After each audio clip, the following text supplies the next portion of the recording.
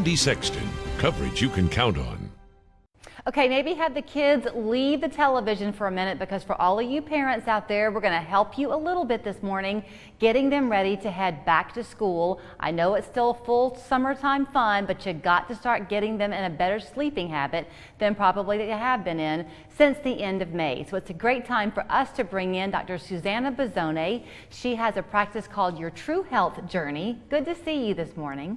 Great to see you. Thanks for having me. You and I are going to chat over the next several weeks, kind of in this plan to help parents successfully get their kids of all ages back to school. But I love what your philosophy is, that when you'll embrace these life methods, it empowers you. They're not rules that take away, they're rules that give.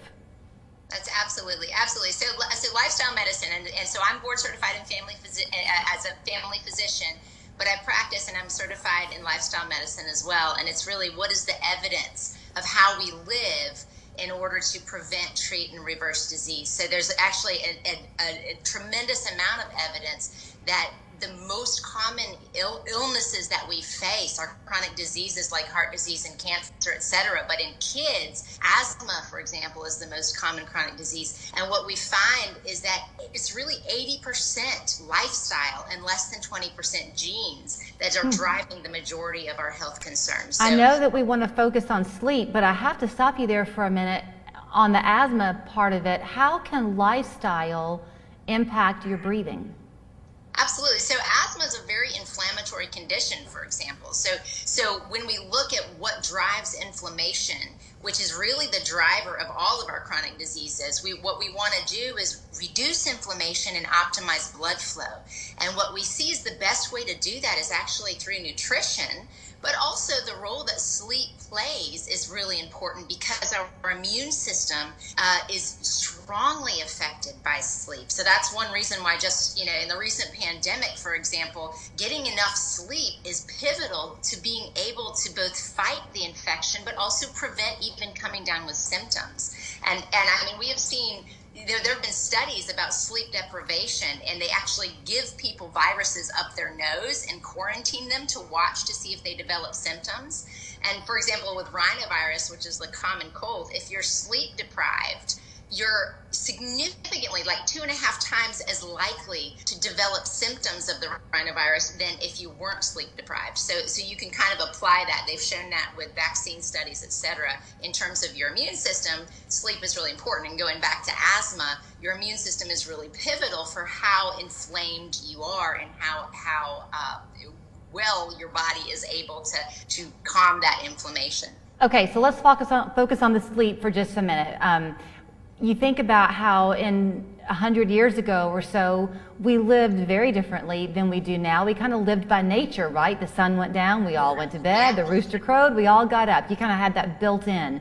We've kind of interfered a little bit with the way we're almost supposed to function, have we not? We haven't significantly, because so many of us, we work inside, we play inside. Everything we do is with artificial light in the daytime, and we're not getting the bright light that we need to get outside. And then we're watching the brightest light in existence on our phones, scrolling, whatever we do right before bed.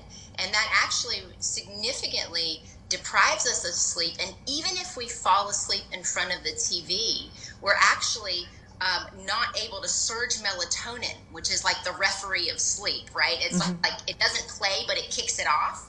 And so there's about a 60 to 90 minute delay of the ability of our bodies to surge melatonin directly related to blue light or bright screens. And so if we can get to more of that natural lighting routine, that's probably the top tip that I work with patients on, trying to say, can you get outside? Can you at least get near a window and look out at some natural light in the daytime? And then can we start to shut off the screens an hour before bed and get a nice wind down with orange-red light spectrum as opposed to blue light, because it's more calming on the nervous system, and it tells our brain, is it day or is it night, so that our brain can do what it needs to do to regulate the body and get us into that really necessary deep sleep to optimize our health. Do you feel like all the eyeballs on the TV right now are rolling at people saying, yeah, I've I've heard that 1,000 times. For some reason, we hear the advice, but we don't do it. Do those, do the blue light glasses that you can wear, do you know what I'm talking about, for your Yes. screen time, are those beneficial?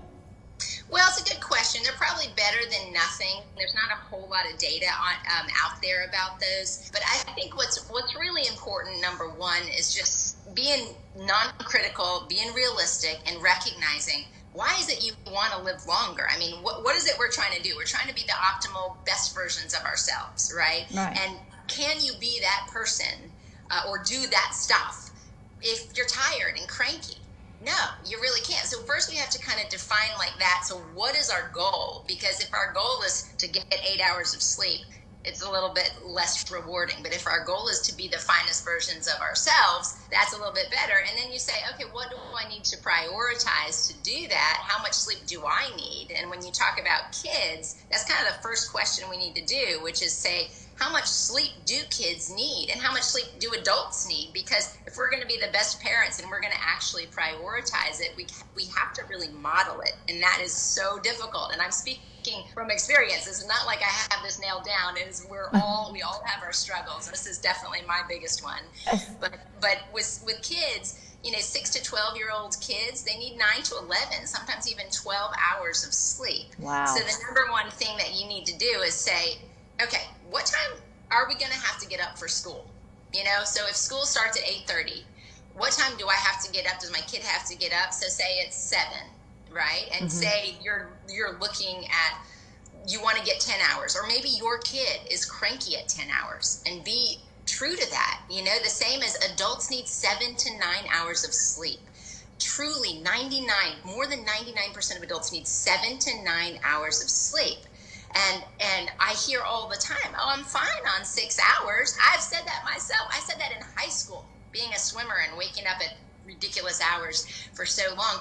And unfortunately, we see from the data that we need more sleep. And if we sacrifice this, we're sacrificing the most important things, which is our health, in order to do what matters most to us. And so 7 to 9 hours for adults.